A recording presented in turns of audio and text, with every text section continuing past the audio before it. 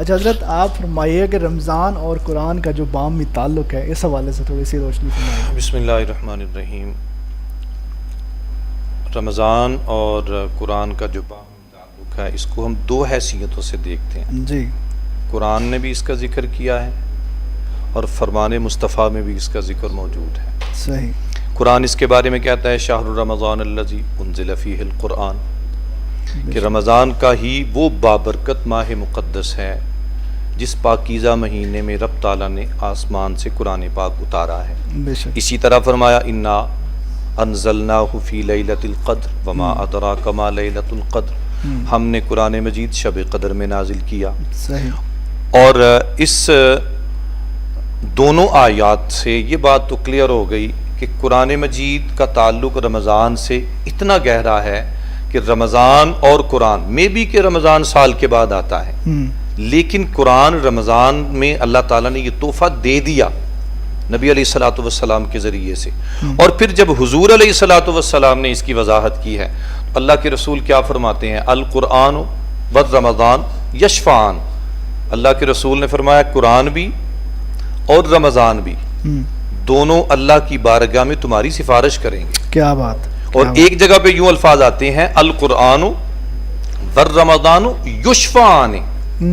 یشفعان کے الفاظ بھی ہیں کہ سفارش کریں گے، اور ایک جگہ پہ آتا ہے یشفعان کہ قرآن اور رمضان کی سفارش تمہارے حق میں قبول کی جائے گی. کیا بات. مطلب یہ دونوں اللہ تعالیٰ کی بارگاہ میں جب بندے کی سفارش کریں گے کہ یا اللہ میں رمضان تیرا مہینہ تیرا مہمان بن کے اس کے پاس پہنچا تھا، اس نے میرا قدر کیا، میرا حیا کیا ہے، اور اس نے پورے ماہ رمضان کے روزے رکھے ہیں. اور قرآن کہے گا یا اللہ قرآن پڑھتا بھی رہا ہے، قرآن سنتا بھی رہا ہے.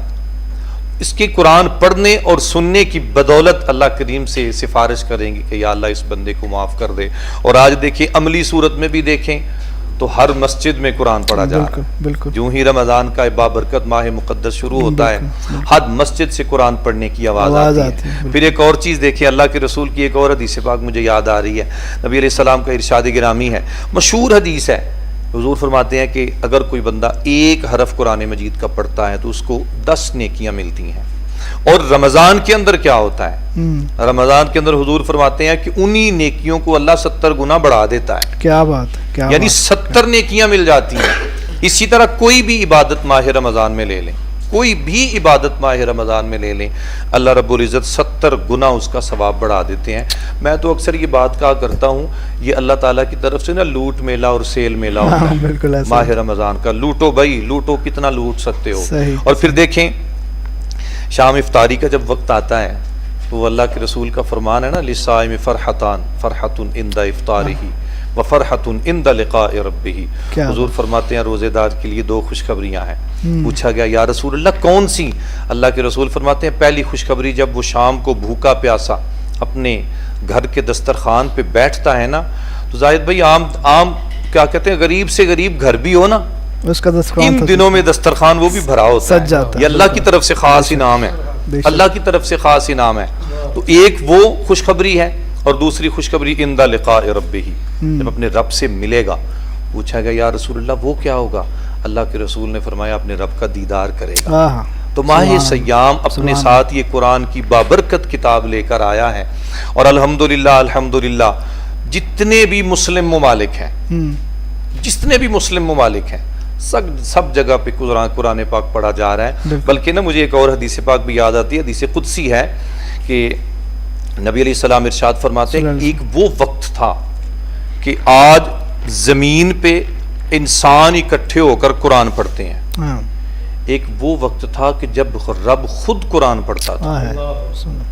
اور سوچیں آج سعودیہ سے قاری پڑھ رہے ہیں، مصر سے پڑھ رہے ہیں، پاکستان سے پڑھ رہے ہیں، اور اللہ تعالیٰ نے اتنا درد عطا کیا ان کو کہ میں بھی ہمیں قرآن کی سمجھ نہیں آ رہی، الفاظ کی سمجھ نہیں آ رہا ہے، لیکن وہ سرور آ رہا ہے، آنکھیں نم ہوتی ہیں کہ اللہ تیرا کلام سن رہے ہیں. تو سوچی جب بندہ پڑھتا ہے تو یہ حال ہے، جب رب خود پڑھتا ہوگا تو کیا حال ہے. بالکل ایسا. اللہ کے نبی فرماتے ہیں ان اللہ قرأ طٰہٰ و یاسین. اللہ کریم نے سورہ طٰہٰ اور سورہ یاسین کی تلاوت کی. اب فرشتے سنتے ہیں، ماشاءاللہ فرشتے سن کے محظوظ ہوتے ہیں. جب رب تعالیٰ کی تلاوت مکمل ہوتی ہے تو فرشتے پوچھتے ہیں اے میرے اللہ، اے ہمارے رب، یہ اتنی مقدس اور بابرکت کتاب ہے، اللہ یہ کن کو دی جائے گی؟ تو خالق کائنات فرماتے ہیں یہ میں آخری نبی حضرت محمد صلی اللہ علیہ وسلم کی امت کو دوں گا۔ کیا بات ہے، کیا پھر بات۔ فرشتے کہتے ہیں یا اللہ کس وقت کون سے ایام ہوں گے، وہ کون سی گھڑیاں ہوں گی؟ رب تعالیٰ فرماتے ہیں میں یہ ماہ سیام میں دوں گا، ماشاءاللہ، رمضان کے مہینے میں دوں گا۔ فرشتے کہتے ہیں کہ یا اللہ کیا وہ جو لوگ جن کو قرآن ملے گا، جن کو یہ قرآن کی دولت عطا کی جائے گی، یا اللہ وہ لوگ اس کی قدر بھی کریں گے؟ تو رب تعالیٰ ارشاد فرماتے ہیں کہ وہ لوگ میرا قرآن پڑھیں گے، میرا قرآن پڑھیں گے اور کثرت سے پڑھیں گے۔ اب یہ تین جوابات کے بعد نا پھر فرشتے کہتے ہیں توبہ، اے اللہ خوشخبری ہے ان لوگوں کو، خوشی ہے ان لوگوں کو جن کو یہ قرآن ملے گا، سبحان اللہ، خوشی ہے ان زبانوں کو سبحان اللہ، جن زبانوں سے یہ قرآن پڑھا جائے گا، اور مبارک ہے ان سینوں کو جن سینوں میں یہ قرآن اتارا محفوظ جائے گا۔ ہوگا۔ بالکل ایسے۔